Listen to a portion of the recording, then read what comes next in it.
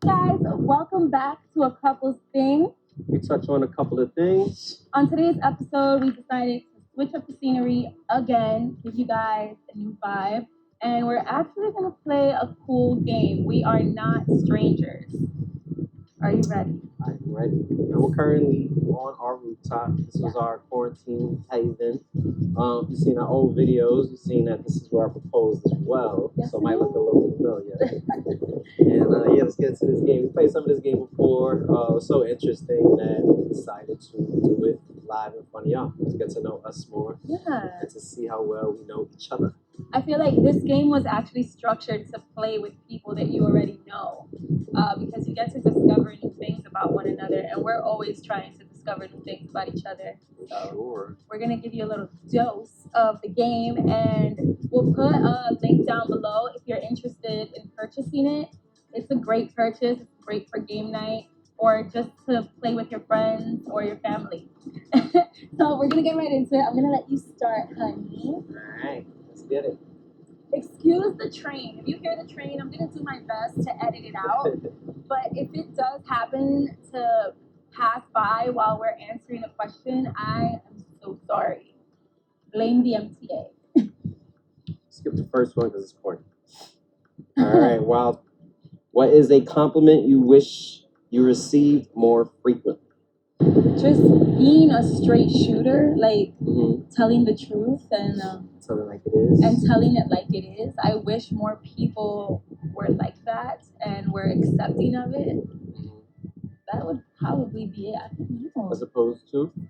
I mean, because think it's I feel like it's problematic. frowned upon and it's like problematic when people speak their minds and when people stand up for what they believe in while everyone else stays quiet. I would like more kudos for that because I tend to stand up for things I believe in and I stand up for other people. Mm-hmm.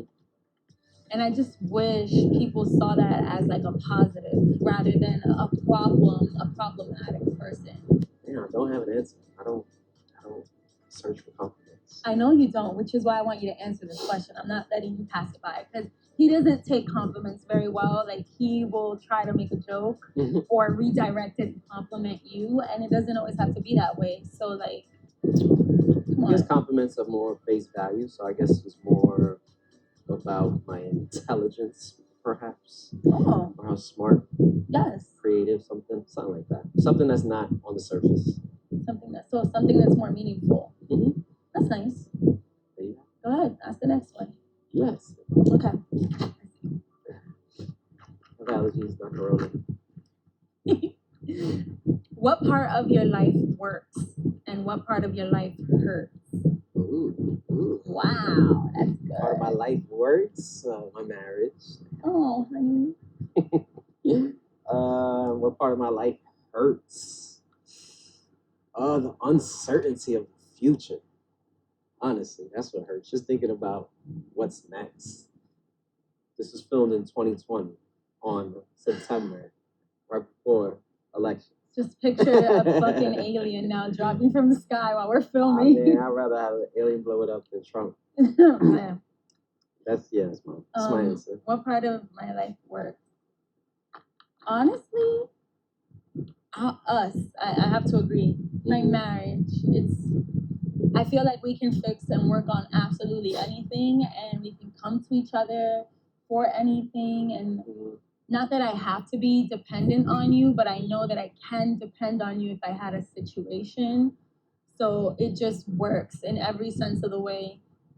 Even when it doesn't work, if that makes sense. Like if we have like a bad day or something, it still works.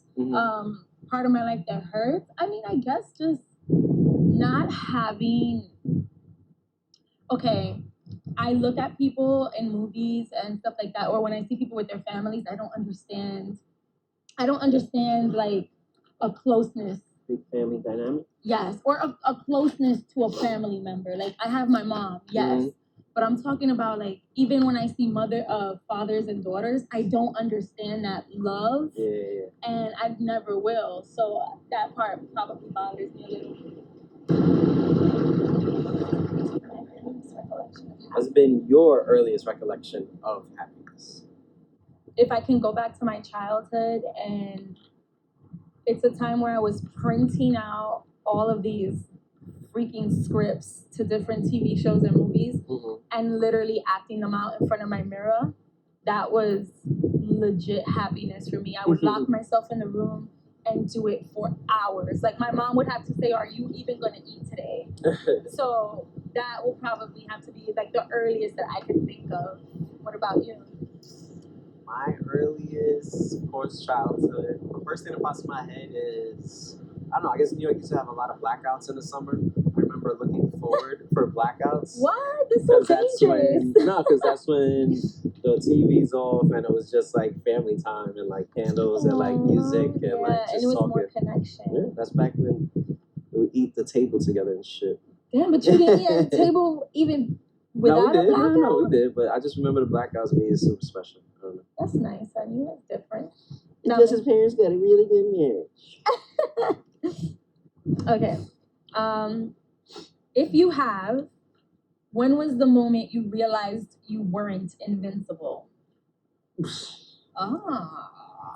He needs this question, you guys, because you do think you're invincible and you do think too optimistic sometimes with scary settings. I don't know, probably like in sports when you realize somebody's like actually better than you. For real. Like that's when you realize maybe I'm not invincible. Even though I never really thought they were better than me, I just would make, he's taller, that's why, or he's this, that's why. But that's when it'll humble you and like, damn, they might be better than me. True. But I still don't believe it on the way. If you have, when was the moment you realized you weren't invincible? That's when I knew like I wasn't invincible. I wasn't the greatest and shit like that. You know, I don't have a moment where I never felt invincible. Yeah. I never felt like I was like on top of everything. I always felt like I was struggling.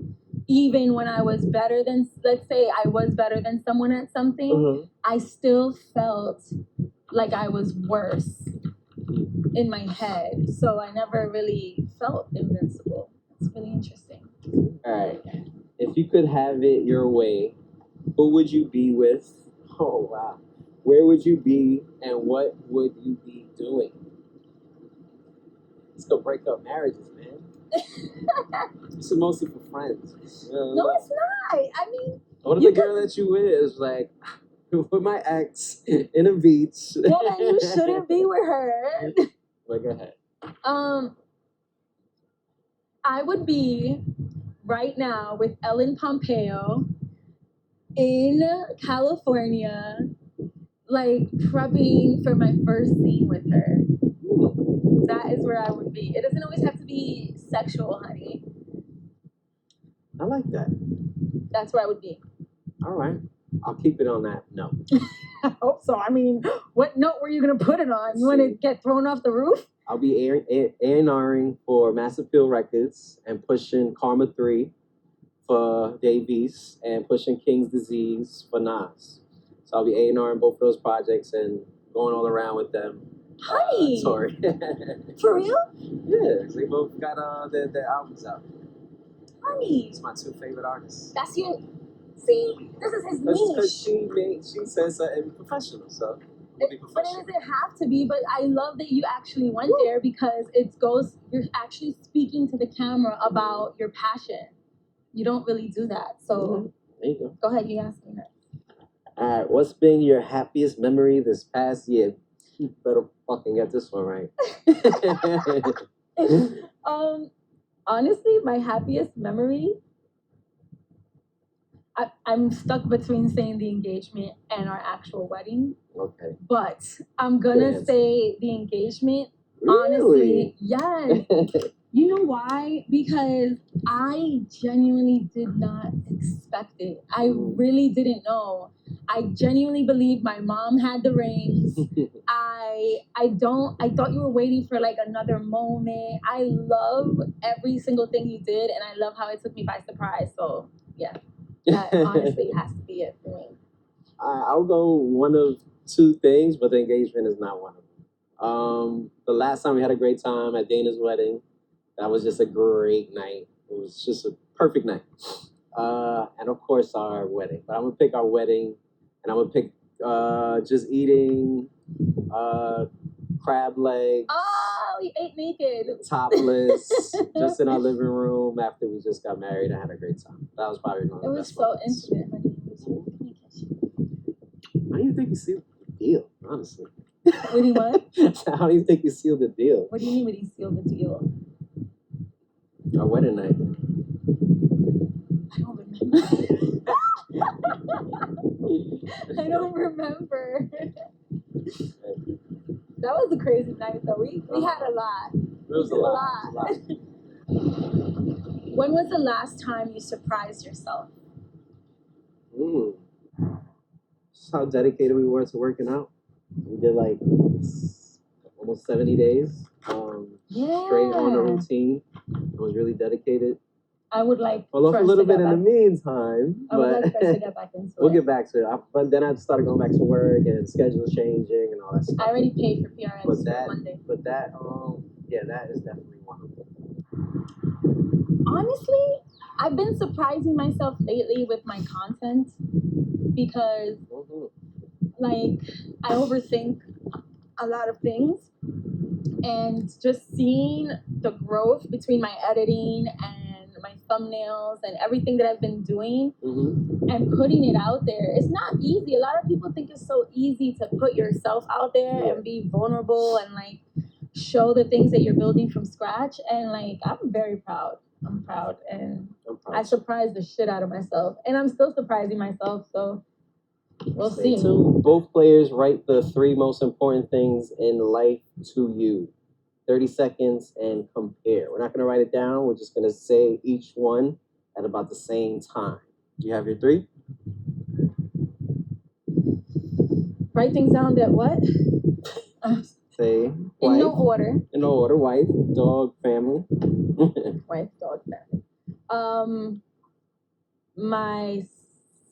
My mental state, my career, and my family. In no order. Ooh. What are you more afraid of, failure or success, and why? Woo! I'll be more of success. Just because how many things could change with success.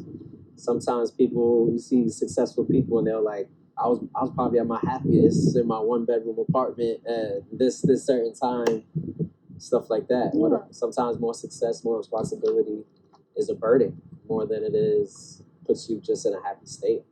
Yeah. But what if it's success that you've always wanted and it's you're doing daily what you love? No, it's compared to failure. I'm not afraid to fail because I failed before. Okay, well, excuse me, fuck out of me.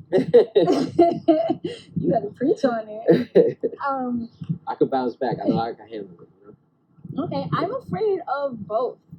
Yeah. And I'm afraid of success for the load that it puts on your life, and it's going to like show you the people that don't belong in your life, and you're also gonna have to change your patterns. Like, when you become successful, I don't feel that you can continue living the same life that you were living before you were successful. You have to like acclimate, and you have to change, and then you have to stay around people that are like-minded.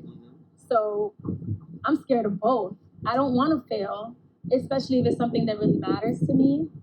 And of course, I know I can bounce back from it. But what if you fail something that you've always wanted your whole life? Like, do you continue to go for it? I think that's where it gets weird for me. Yeah. I'm on the fence. I'm on the fence.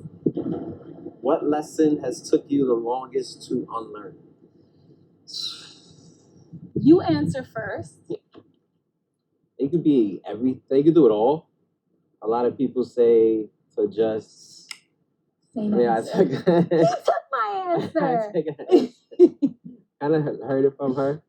But I've heard that this is coming from more of you, like in junior high school, like you could be the popular guy and the jock, but you're not supposed to be smart at the same time. Like, ooh, you know what I'm saying? Yeah. So unlearning that you could be the smart jock and still do fucking ballet and still be masculine. You know what I'm saying? Like, things of that nature. Mine is exactly the same. I feel like people say this to me, well, I thought you wanted to be an actor. I do want to be an actor, but I also know how to do X, Y, and Z. So why can't I benefit off of that as well because I'm passionate about it? You can be passionate about more than one thing. Mm-hmm. And I feel that's so important for all of you to know that you can do absolutely everything and anything that you want to do. And you wanted to add something else, so go ahead. And the lessons learned from just how to be a man and like all the masculinity stuff. Like a lot of those lessons you gotta unlearn. Just I don't know, just that toxic. You can never show your emotions. You always gotta be the toughest guy in the room and stuff like that. Like end of the day, all that shit ain't worth nothing if you're not connected with yourself. You know what I'm saying? Very true. And don't you feel like you notice it so much more in Yeah, I today's definitely society? notice so much more. And the more masculine I see it, the more insecure I see that person. You know what I'm saying? Like, oh, you doing all this bravado. Like, I can see right through it now. And I'm like, I probably looked that way before. Now, there's no bravado. It's just me. You're. It's so hot listening to him talk like that. Lastly, I want to shout out homemade fresh teas. Got our homemade fresh teas. You have to move back. So if you guys want to shop homemade, I'm going to also put the link down below. Thank you guys for watching. We out of here. You know how we do it.